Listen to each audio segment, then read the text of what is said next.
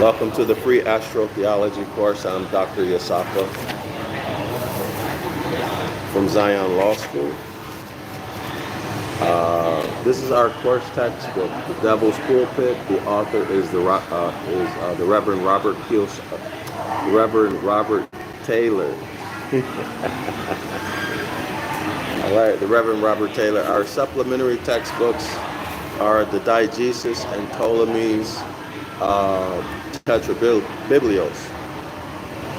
What I'm thinking about doing is going through Virgo and Gemini out of the Tetrabiblios, out of Ptolemy's Tetrabiblios. I'm going to see. It's a very dry read, but for those of you who are interested,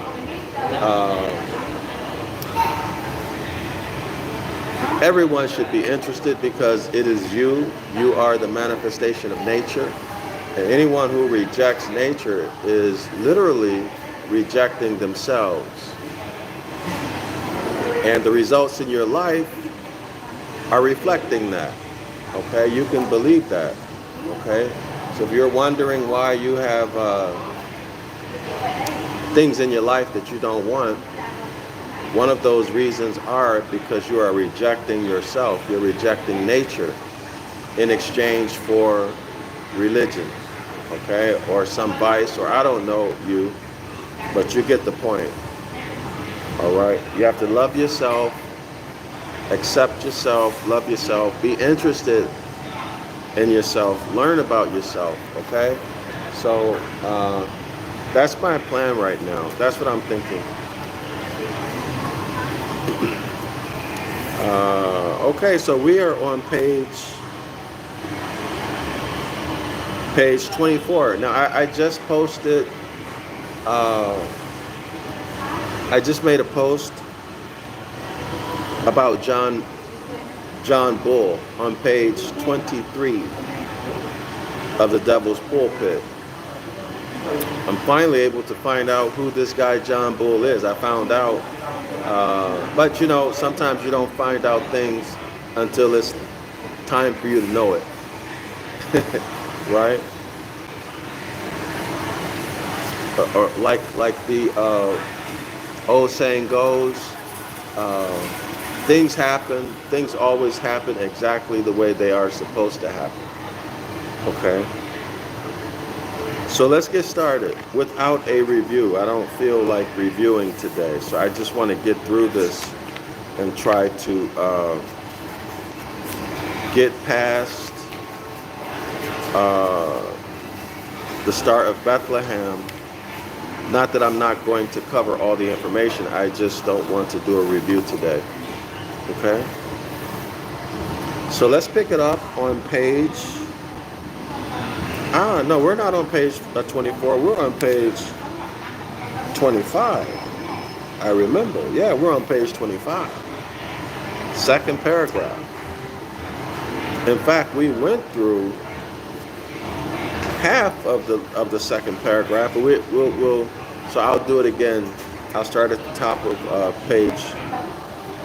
at the top of the paragraph on page 25, scholars. Okay. So let's begin.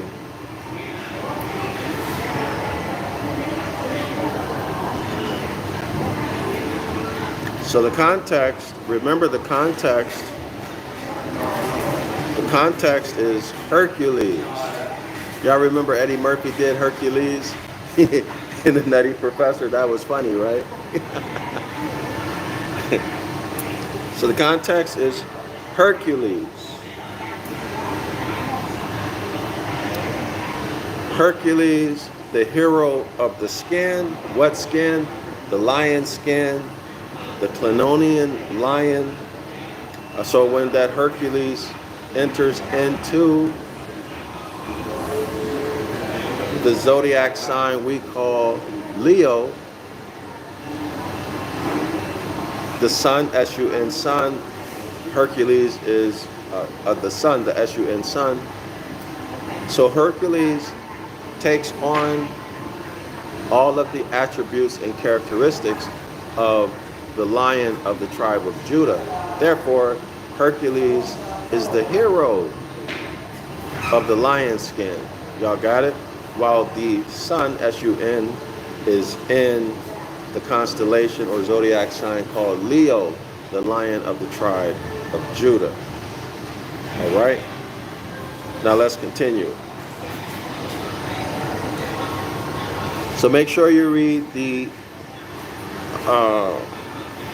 top of page 25 so you can get more about the hero of the skin. Okay? Molech, Rex,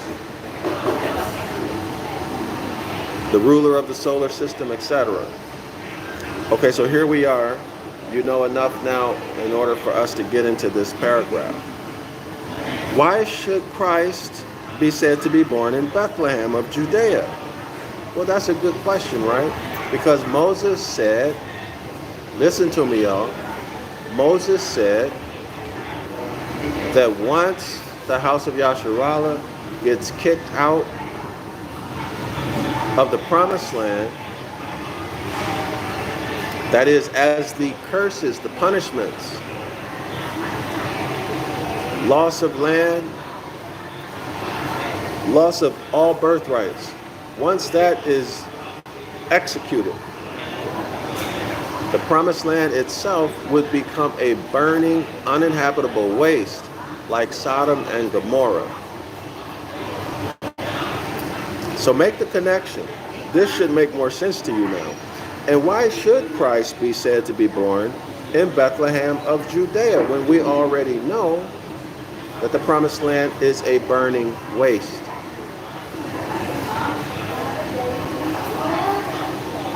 And be called by the wise men the king, the rex, the governor, or ruler of the days of Jao.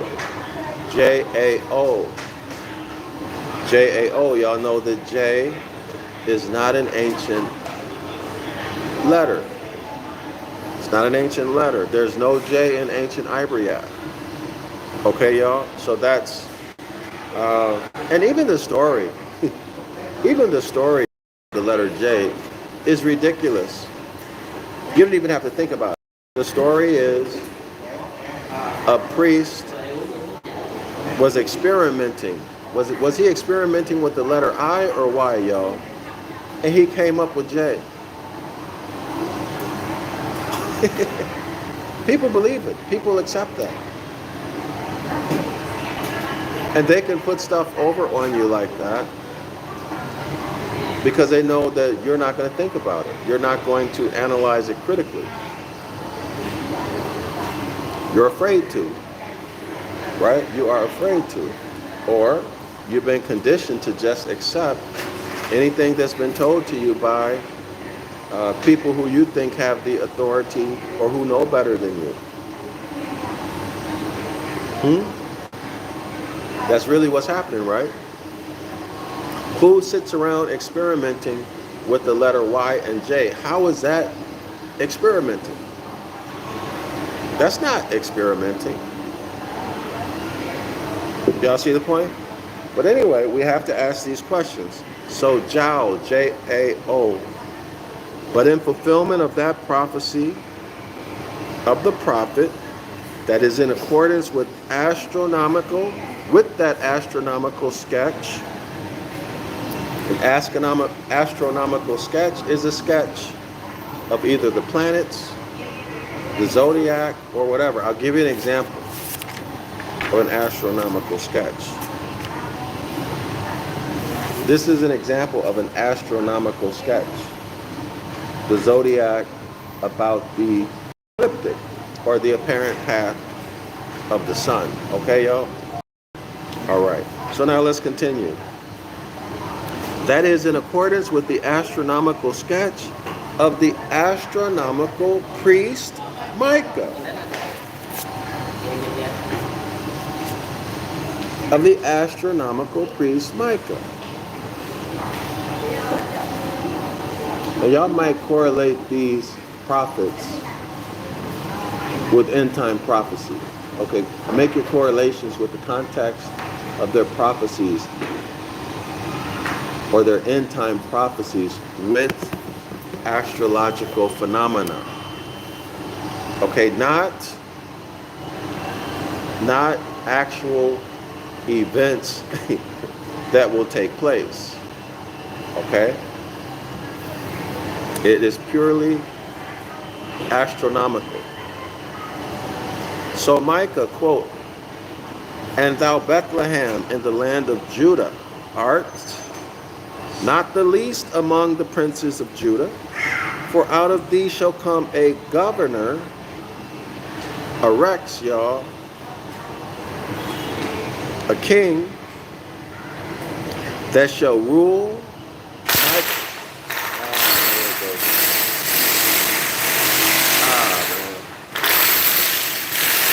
Hey y'all, I'm gonna hang it up.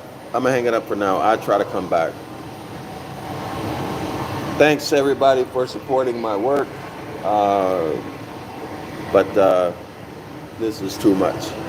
All right, make sure y'all check out. All right, I'm out.